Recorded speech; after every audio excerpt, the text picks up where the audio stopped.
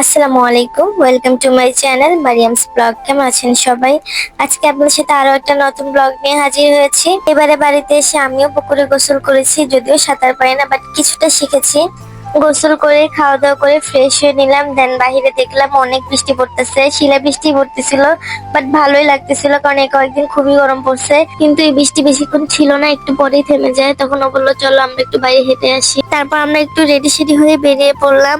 আর আমার মতো কে কে bag carry করতে পছন্দ করো না? আমি একদম পছন্দ করি না ব্যাগ ক্যারি করতে। অলওয়েজ আমার ব্যাগ ক্যারি করে যেখানে যাই। আর এই হচ্ছে ভিউটা, এত সুন্দর লাগতেছিল আকাশগুলো। বিশেষ করে সূর্য ডোবার মুহূর্তটা বেশি সুন্দর ছিল, কারণ তখন আকাশটা একদম লাল হয়ে গিয়েছিল আর খুবই সুন্দর লাগতেছিল।